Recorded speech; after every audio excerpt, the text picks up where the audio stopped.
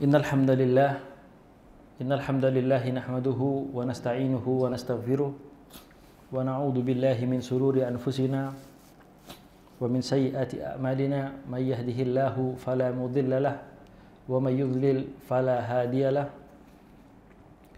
Asyhadu an la ilaha illallah wahdahu la syarika lahu wa asyhadu anna Muhammadan abduhu wa rasuluh wa safiyuhu wa khaliluh wa khiratuhu min halki wa aminuhu ala wahyi arsalahu rabbuhu rahmatan lil alamin wa hujjatan ala nasi ajmain wa manara lisalikin wa salawatu rabbi wa salamuhu alaihi wa ala alihi at-tayyibin at-tahirin wa ala ashabihi ghuril mayamin mattasalat ain binadar wa ba'at udunan bi khabar wa sallama tasliman katsira.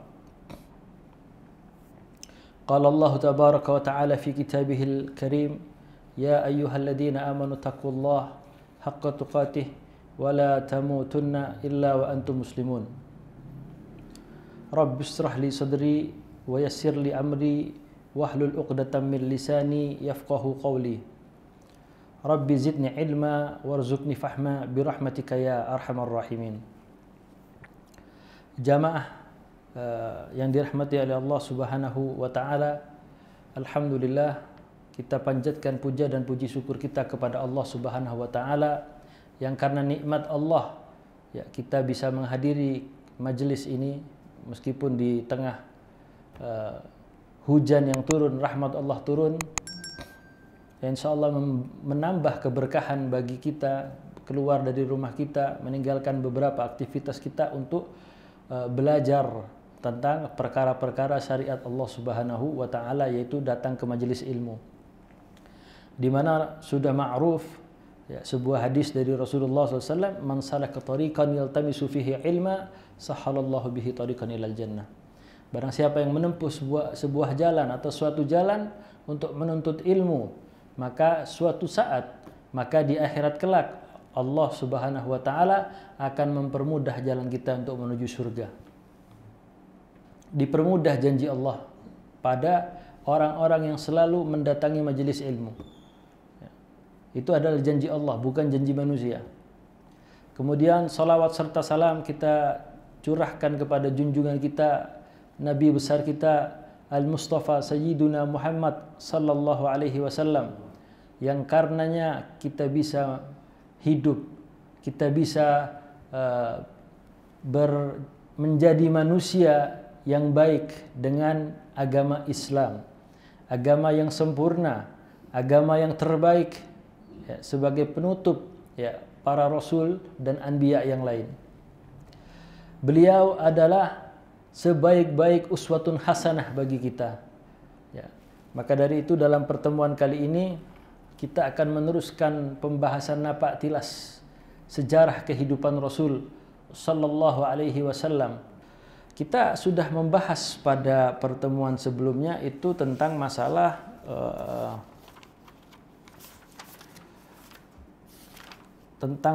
Tabuk ya.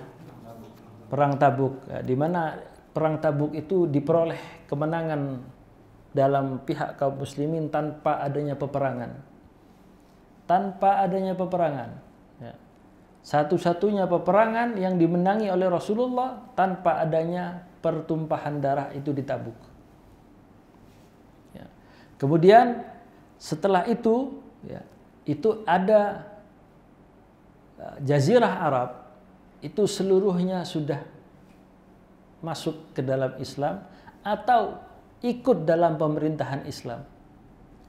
Nah, di saat inilah Rasulullah Shallallahu Alaihi Wasallam dan bersama para sahabatnya yang berada di Madinah Al-Munawwarah ingin menegakkan, ingin menancapkan ibadah kepada Allah Subhanahu wa taala yang sudah lama ya, tidak dilakukan. Yaitu apa? Judul tema kita malam ini ya. Yaitu tentang Abu Bakar As-Siddiq radhiyallahu taala anhu melaksanakan manasik haji. Yang namanya manasik itu beda dengan hajinya. Ya, tentu kita tahu manasik itu adalah tata cara, mengajarkan kepada umat bagaimana tata cara berhaji. Jamaah yang dirahmati oleh Allah Subhanahu wa taala, ya. Kita langsung ke pembahasan. Wa fi Dzulqa'dah aw Dzulhijjah min nafsi sanah, dan di bulan Dzulqa'dah atau di bulan Dzulhijjah di tahun yang sama setelah peperangan Tabuk. Peperangan Tabuk itu tahun ke-9 Hijrah, ya. Jadi manasik haji yang akan dipimpin oleh Abu Bakar ini juga terjadi di bulan Dzulqa'dah atau Dzulhijjah di tahun yang sama. Ba'atha Rasulullah sallallahu alaihi wasallam Abu Bakrin. Ya. Rasulullah sallallahu alaihi wasallam mengutus sahabatnya yang bernama Abu Bakar radhiyallahu taala anhu. Yang mempunyai nama asli siapa? Abu Bakar, itu nama aslinya? Bukan. Abdullah bin Quhafah. Ya, itu nama asli dari Abu Bakar As-Siddiq. Kemudian radhiyallahu taala anhu amiran alal hajj, sebagai pemimpinnya kaum muslimin dalam haji saat itu. Jadi ya, Abu Bakar dipilih langsung oleh Rasulullah sallallahu alaihi wasallam untuk menjadi Amirul Hajj, pemimpin kaum muslimin dalam berhaji pada saat itu. Wa liyuqim atau liyuqim bil muslimin al manasik, untuk bukan sekedar memimpin haji atau tapi untuk memimpin manasik haji. Jadi Abu Bakar As-Siddiq dipilih langsung oleh Rasul SAW untuk menjadi Amirul Hajj. Ini yang pertama. Yang kedua tentang liyuqim bil muslimin al manasik. Manasik. Karena kaum muslimin dari kita bahas di pertemuan pertama kali ya, sampai sekarang topik ini kaum muslimin hanya berumroh, ya kan? Di perjanjian Hudaybiyah, ya, gencatan senjata 10 tahun, ya. Tapi kemudian boleh umroh tahun depan. Muslimin hanya berumroh, tapi belum berhaji. Ya. Jadi Abu Bakar As-Siddiq, As-Siddiqul Akbar, ini mengajarkan juga manasik kepada sahabat yang lain. Kemudian jamaah yang dirahmati oleh Allah Subhanahu wa taala, thumma nazalat awail surah Bara'ah, ya, binaqdil, kemudian ya, Allah menurunkan ya, di awal-awal surat Bara'ah. Ya, awal-awal surat Bara'ah. Apa surat Bara'ah? Kita sudah bahas di pertemuan sebelumnya. Surat Bara'ah itu adalah surat Taubah. At-Taubah, nama lainnya adalah surat Bara'ah. Kenapa? Ya, dijelaskan oleh muallif rahimahullahu taala, mana tadi? Al-mawathiki wa nabdiha ala sawa'in, fa ba'atha Rasulullah sallallahu alaihi wasallam Ali bin Abi Thalib liyuaddi anhu dzalik. Jadi surat Bara'ah ini adalah surat pemutus perjanjian, ya, antara orang-orang musyrikin. Jadi orang-orang musyrikin pada saat itu masih bisa berhaji. Ya. Kan tapi setelah turun surat Bara'ah, ya, ada mushaf terjemah. Nah, kita bacakan dulu ayat pertamanya. Allah Subhanahu wa taala berfirman dalam surat At-Taubah ayat pertama, bara'atum minallahi wa rasulih. Ya. Ilal ladina ahadtum minal musyrikin. Ya. Bara'ah mempunyai arti apa? Al-wala wal bara', ya, bara'ah. Allah memutus atau menjadi apa? Membatalkan minalladzi minallah. Allah membatalkan dan Rasulnya juga membatalkan ilal ladina ahadtum minal musyrikin. Kepada hal-hal yang kalian janjikan, yang kalian mempunyai perjanjian terhadap orang-orang musyrikin. Ini dibatalkan. Mengapa dibatalkan oleh Allah dan Rasulnya sallallahu alaihi wasallam? Dan yang disuruh untuk memberikan informasi kepada orang-orang musyrik terkait pembatalan perjanjian tersebut bukan Abu Bakar As-Siddiq. Inilah pernyataan Allah, ya, bara'atun minallah wa rasulih. Inilah pernyataan pemutusan Allah, pemutusan hubungan dari Allah dan Rasulnya, ya. Bara'atun minallahi wa rasulih, ya. Ilal ladina ahadtum minal musyrikin, ya. Kepada orang-orang musyrikin yang kamu telah mengadakan perjanjian dengan mereka. Jadi diputus, Allah sendiri yang memerintahkan. Akan tapi di sini strategi dakwahnya Rasul sallallahu alaihi wasallam yang kalau kita sekarang ketika di pondok, ya, ketika kita belajar agama itu ada namanya ilmu tentang dakwah, ya. Tentang dakwah itu ada ilmunya, ya. Mura'atul akhwalil mukhatabin. Bagaimana kita ini berbicara terhadap orang-orang yang kita ajak bicara, audiensi ini. Karena pada saat itu, ya, satu-satunya yang bisa memutus perjanjian adalah orang yang mempunyai hubungan darah dengan orang yang mau diputus janjinya itu. Ya. Abu Bakar As-Siddiq itu memang Quraisy, tapi golongannya Bani Taim, bukan Bani Tamim. Bani Taim. Ya. Ketika Rasulullah SAW meninggal, Abu Bakar menjadi khalifah. Lihat mulianya Islam. Ya. Di dalam kabilah Quraisy itu bertingkat-tingkat.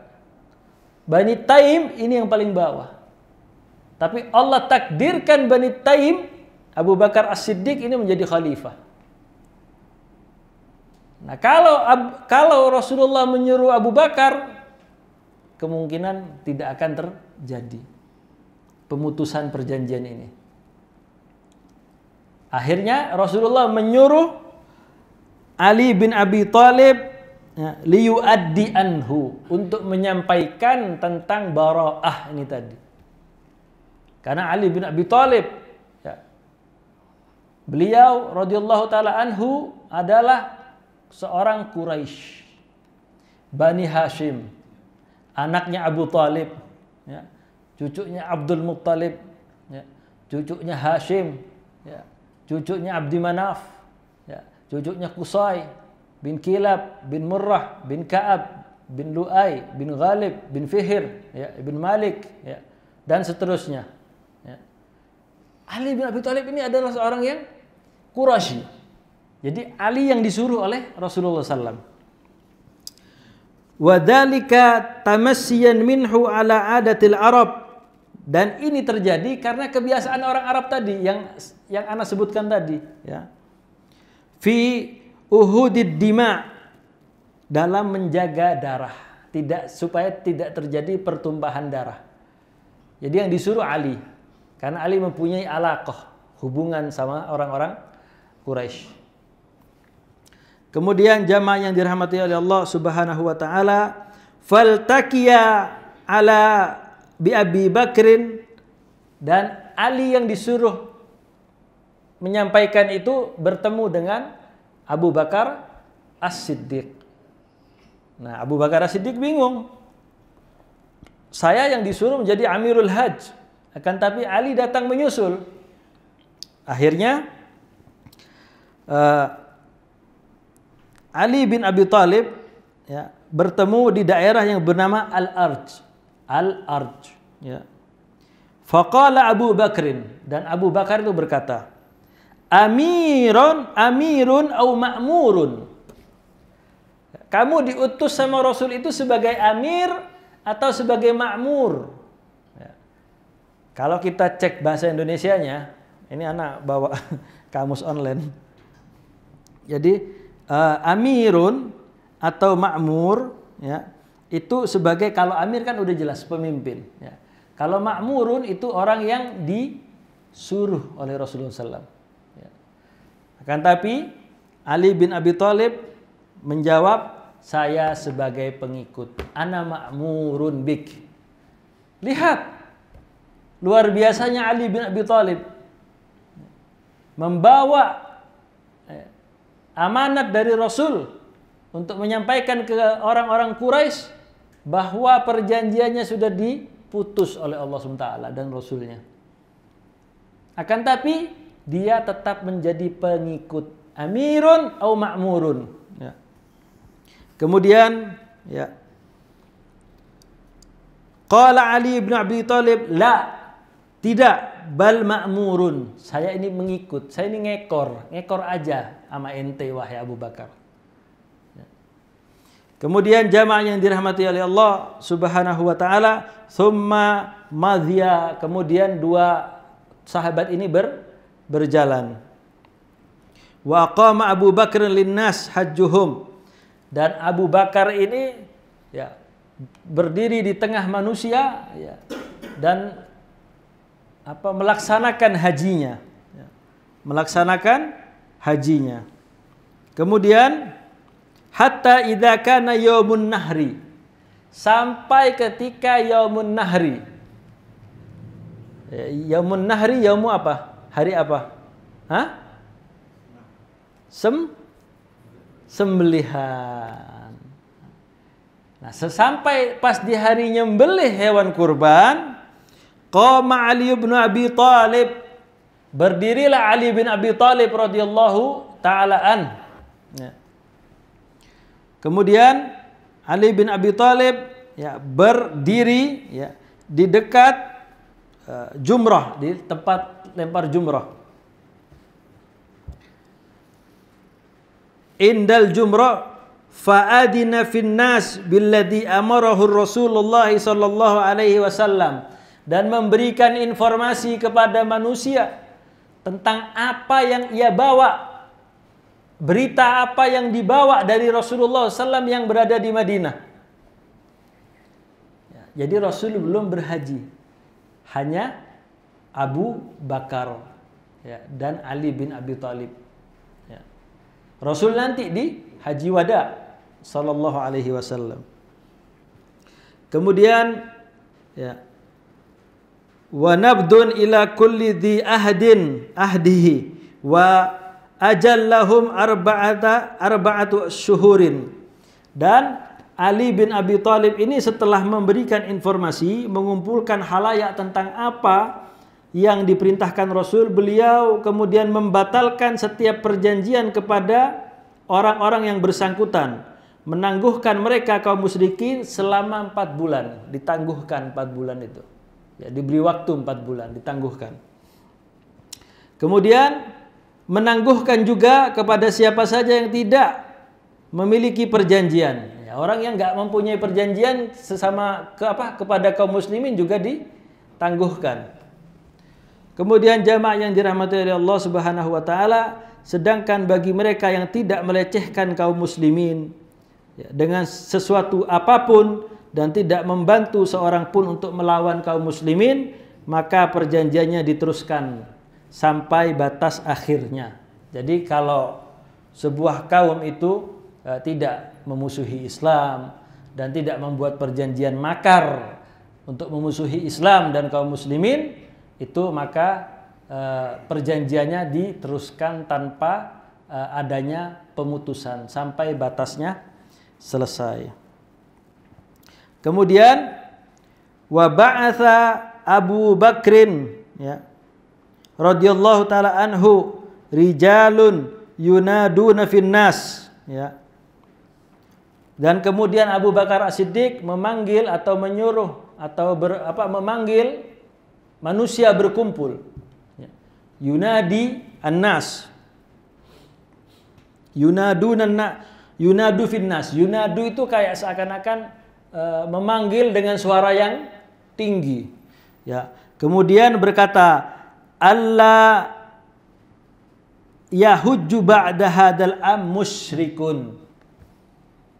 Abu Bakar berkata, "Alla yahujju ba'da hadal am musyrikun."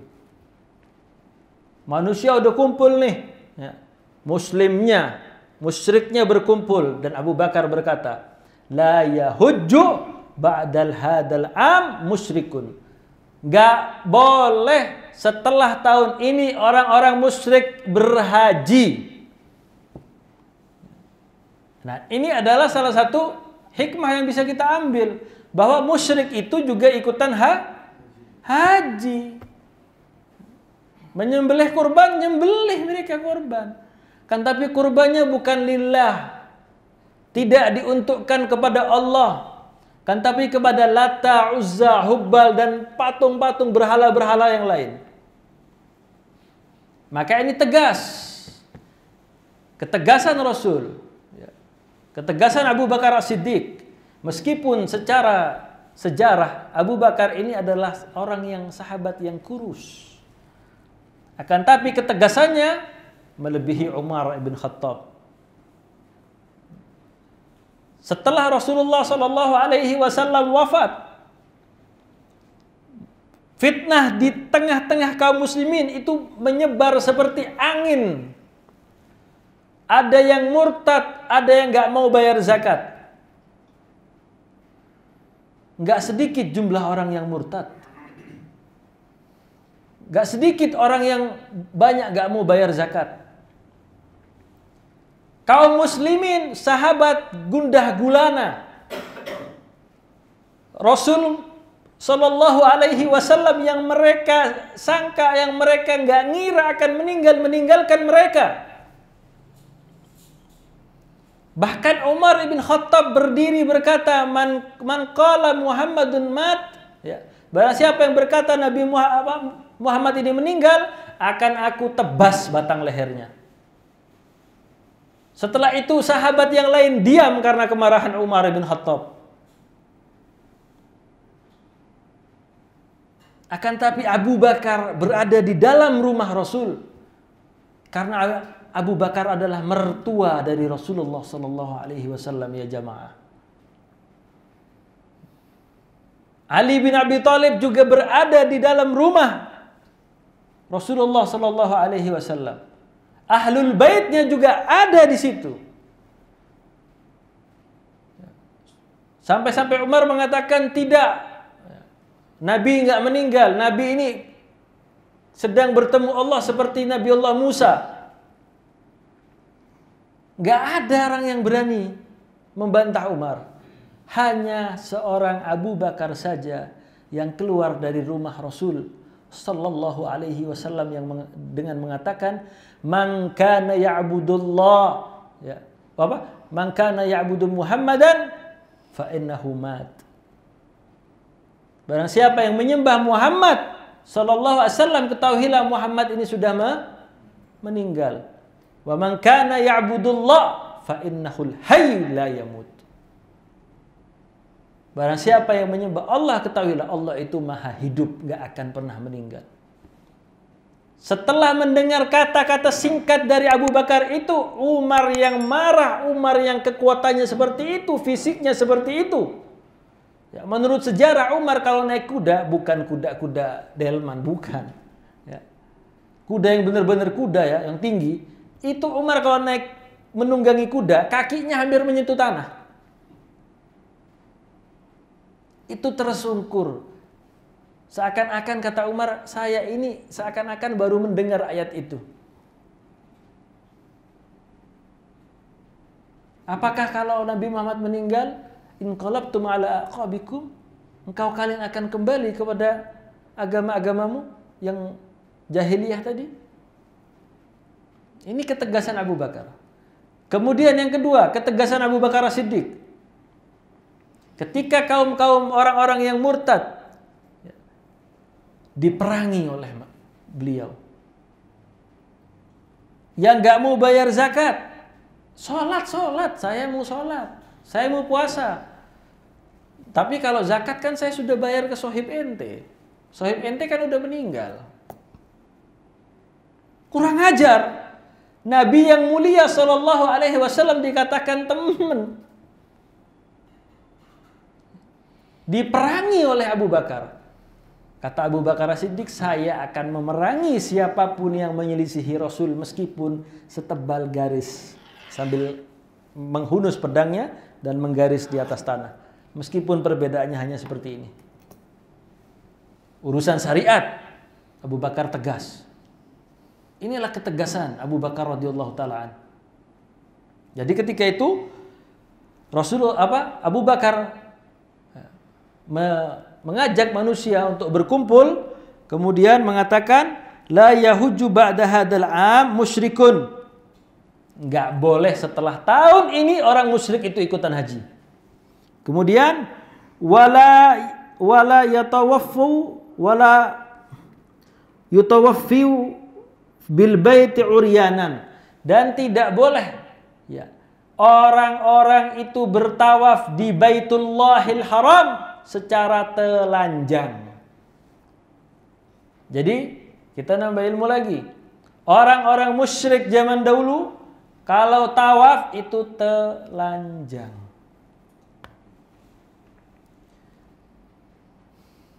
Anehnya orang-orang yang mengatakan cadar budaya Arab sebelum Islam itu ini, mereka tawaf telanjang, menutup aurat.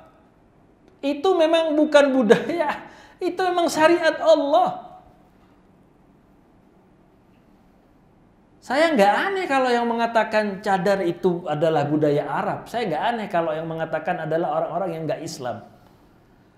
Justru saya heran kalau ada orang yang mengaku dirinya Muslim mengatakan jilbab cadar itu budaya Arab. Karena di sana itu banyak pasir, biar nggak kelilipan matanya.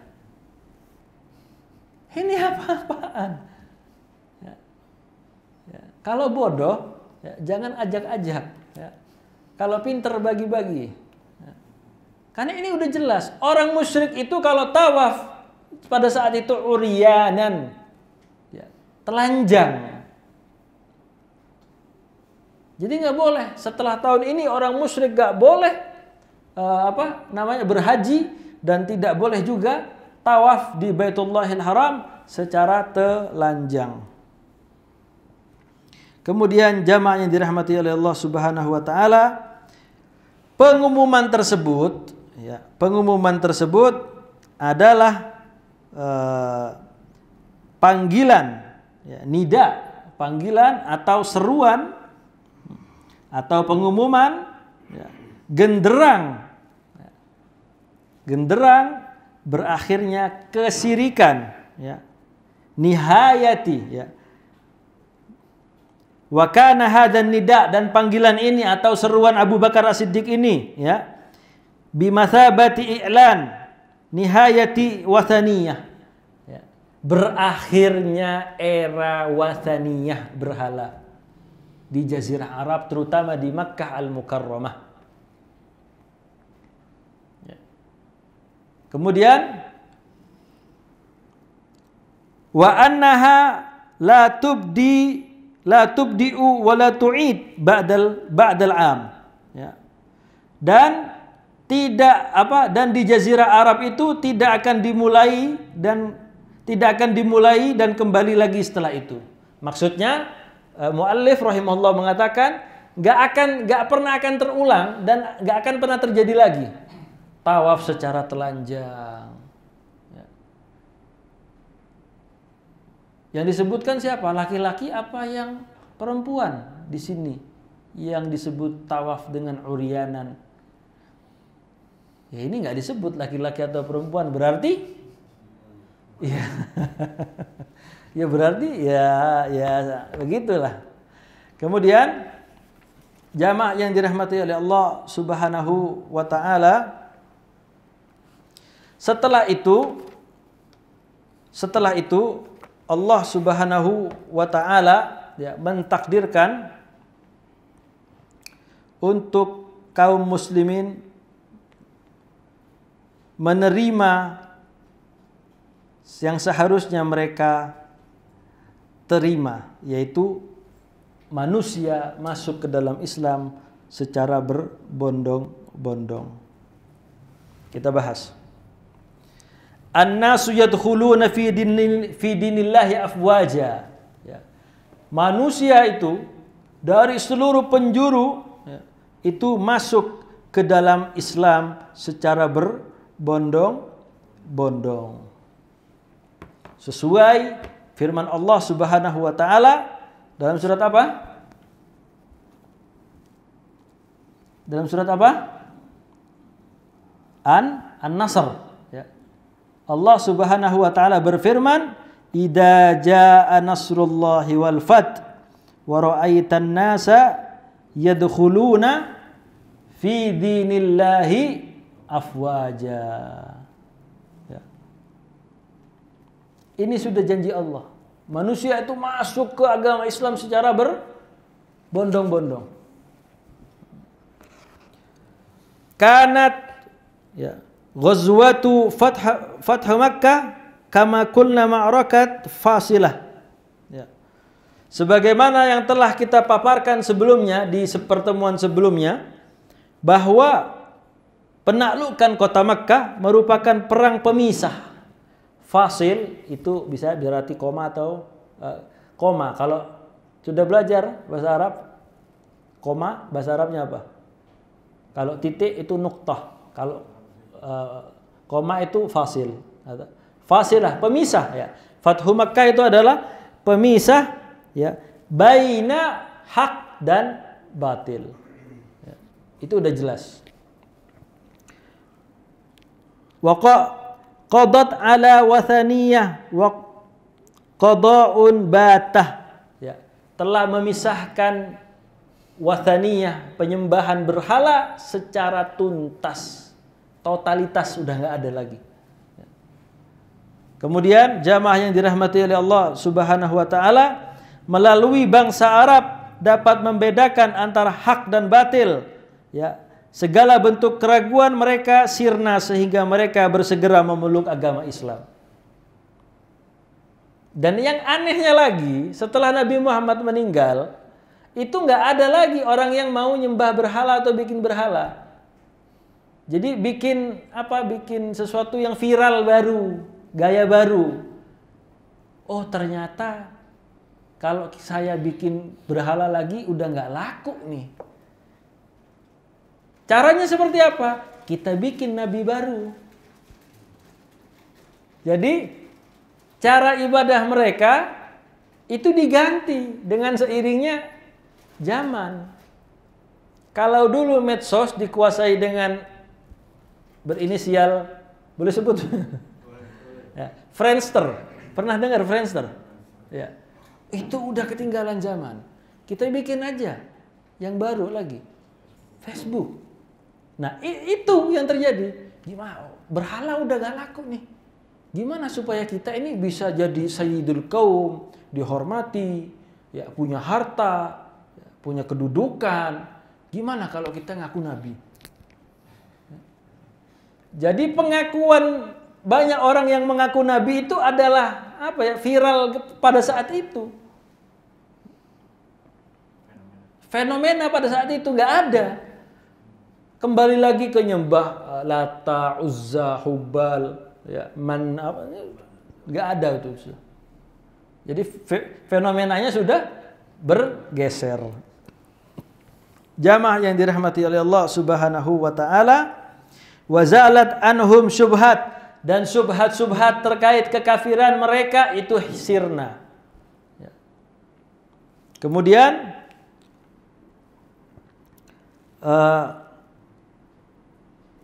setelah itu para manusia ya beralih kepada penyembahan kepada Allah Subhanahu wa taala melalui rasulnya yang diutus oleh Allah Subhanahu wa taala melalui malaikat Jibril yang turun wahyu kepada beliau sallallahu alaihi wasallam, maka seluruh manusia memeluk agama Islam tanpa adanya bantahan sedikit pun. Kemudian kaum muslimin yang dirahmati oleh Allah Subhanahu wa taala, kita akan teruskan setelah kaum muslimin itu berbondong-bondong masuk ke dalam Islam tanpa adanya bantahan, nah, kalau kita bahas ini ada delegasi. Jadi setelah Rasulullah menetapkan daulah Islamiyah ya, di kota Madinah Al-Munawwarah, ya, itu delegasi-delegasi mulai datang. Utusan dari Kaisar Persia, utusan dari Romawi, datang semua. Yang dulunya para penjajah itu nggak melihat Timur Tengah sebagai lahan subur untuk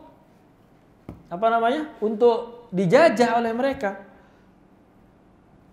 Tanah tandus. Akan tetapi setelah Rasulullah SAW menguasai Jazirah Arab, maka diutuslah delegasi-delegasinya. Nah, kalau kita bahas delegasi-delegasi ini bisa 2 jam 3 jam karena banyak delegasi-delegasi yang dikirim oleh Rasulullah, kemudian ada delegasi yang datang kepada Rasulullah SAW. Ya, intinya pada saat itu ya, Islam sudah tersebar. Ya, Islam sudah tersebar di seluruh Jazirah Arab. Sahabat menyebar, ada yang di Syam, ada yang di Irak. Ya. Nah, afwan tadi terputus. Ya. Bukan terputus, keloncatan. Ya, manusia itu ketika Abu Bakar As-Siddiq berhaji ya, bersama Ali bin Abi Thalib dan memutuskan untuk tidak ada orang yang bertawaf secara telanjang, ya, itu kita kembali kepada kisah Nabiullah Ibrahim.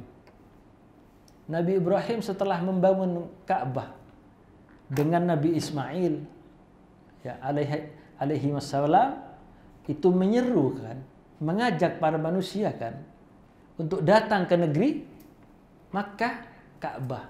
Ya.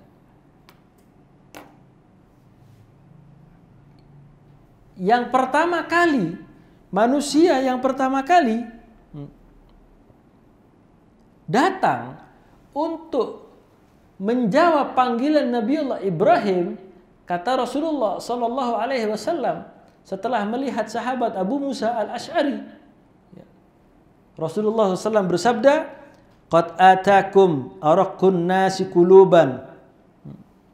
Telah datang kepada kalian para manusia yang hatinya paling lembut. Rasulullah mengatakan itu di depan para sahabat.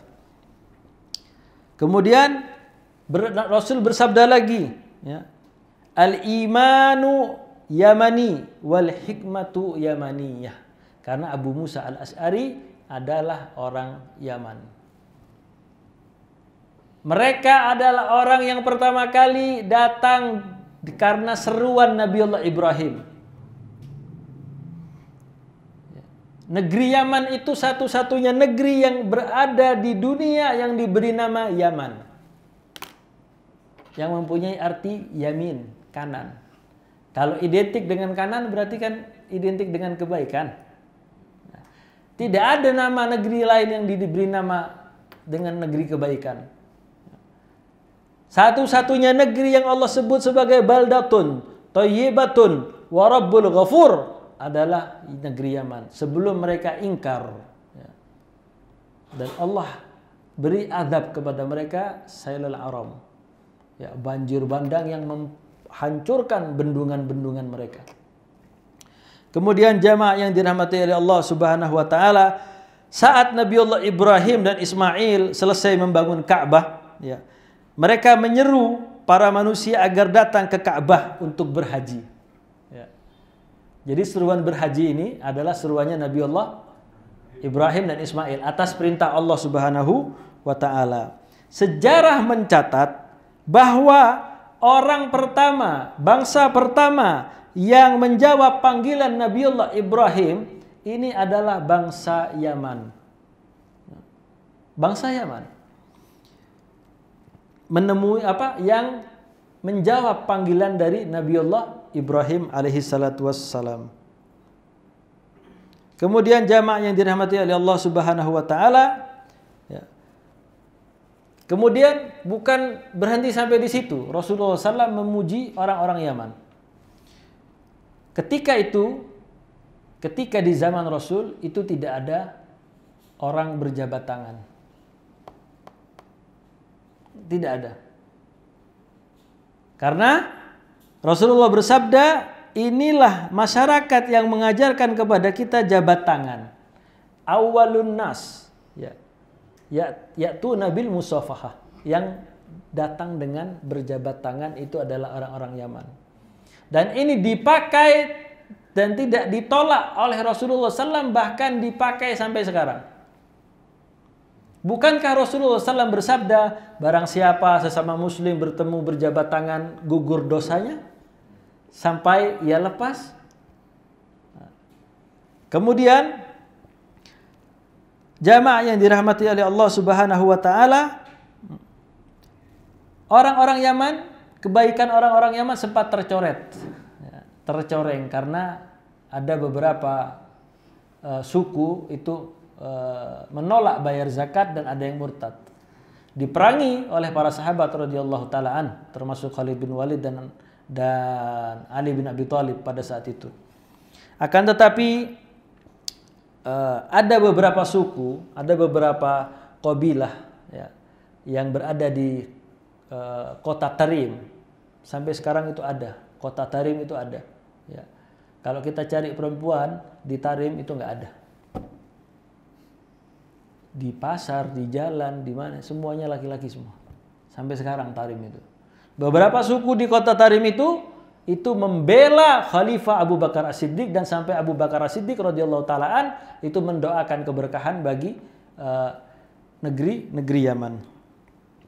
Dan setelah kejadian itu, ya, mampu mengangkat kembali nama Yaman.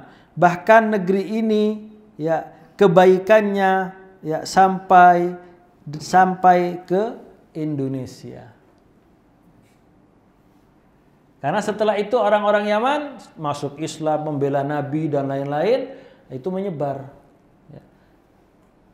Apakah datang ke Indonesia? Tidak. Mereka ke Gujarat, India. Makanya kalau kita ke negara India, tepatnya di kota Hyderabad, itu banyak orang-orang keturunan Arab di situ. Di bahasa mereka bahasa India, tapi mempunyai nasab Yaman. Sampailah perdagangan itu ke negeri kita yang dicintai ini. Ya. Orang-orang Yaman masuk ke Indonesia, berakhlak baik, berdagang dengan cara yang baik, mengajarkan tauhid yang baik,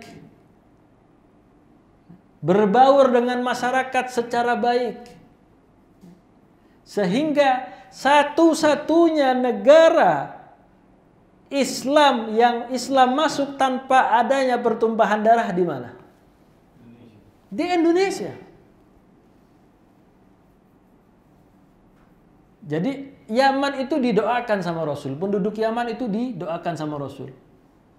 Satu, hum araqu ummati quluban. Orang yang paling lemah lembut hatinya.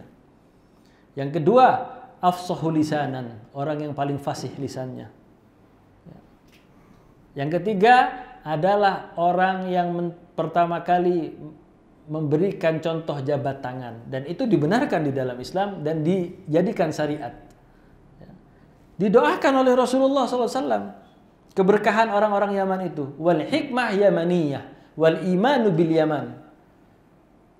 Jadi Indonesia ini mendapatkan keberkahan dari orang-orang Yaman yang didoakan oleh Rasulullah SAW.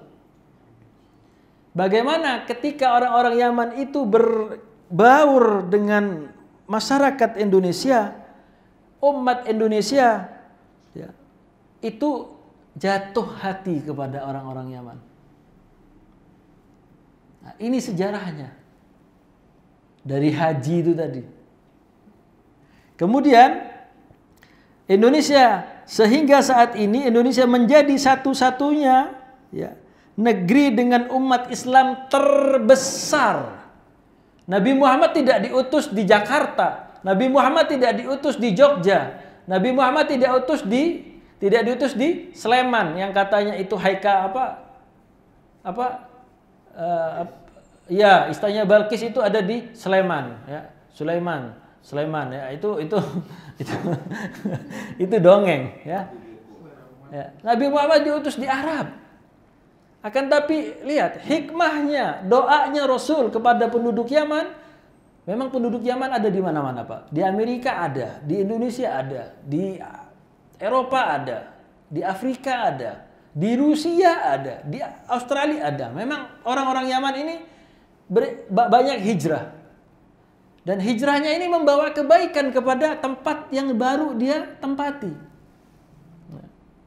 Kemudian jamaah yang dirahmati oleh Allah Subhanahu wa taala, sehingga kita tahu sampai saat ini negara kita yang kita cintai ini menjadi umat Islam yang terbesar yang berada di dunia. Ini berkat siapa? Berkat orang-orang Yaman yang didoakan oleh Rasulullah sallallahu alaihi wasallam, ya. Karena dari itu, ya, marilah, ya. Dari sini saya pribadi mohon maaf tidak merendahkan orang-orang yang tidak mempunyai nasab dari Yaman. Karena mau dari Yaman, mau Arab, mau tidak, inna akramakum indallahi atqakum. Ya. Sesungguhnya yang paling mulia di antara kalian adalah orang yang paling takwa kepada Allah Subhanahu wa taala. Bagaimana para ulama di zaman dahulu, ya, itu berdakwah lemah lembut. Bahkan di Jawa berdakwah dengan aji-aji kalimosodo. Jawa dulu demen sama wayang. Ya. Wayang ini kok nggak bisa ditaklukin dengan sihir apapun.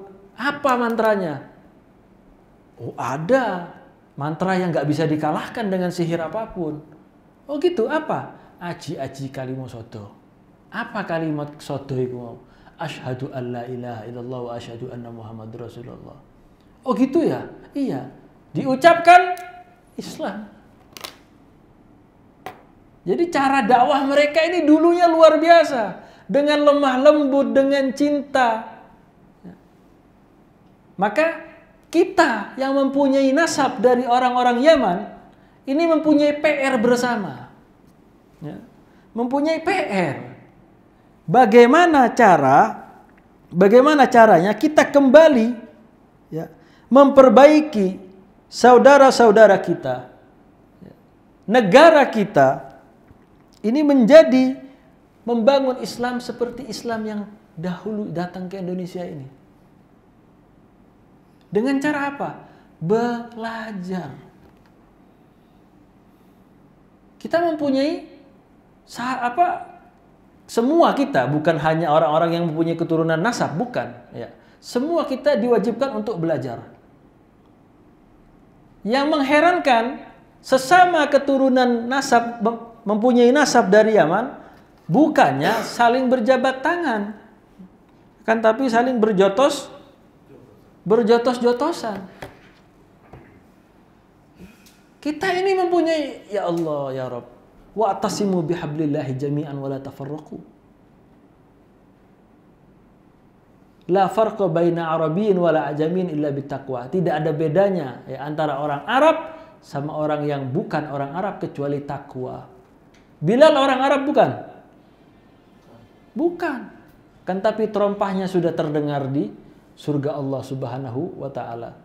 Maka dari sini sebagai penutup, saya pribadi ingin mengajak, ya, para saudara kita, ya, yang mempunyai nasab dari negeri Yaman, marilah kita bangun kembali Indonesia ini seperti kakek-kakek kita dulu membangun Indonesia dengan akhlakul karimah, ya, dengan metode dakwah yang ilmiah, ya. Ilmiah loh. Bagaimana orang yang dulunya paganisme itu menjadi mengenal tauhid la ilaha illallah. Jangan menjadi orang-orang yang saling bermusuhan.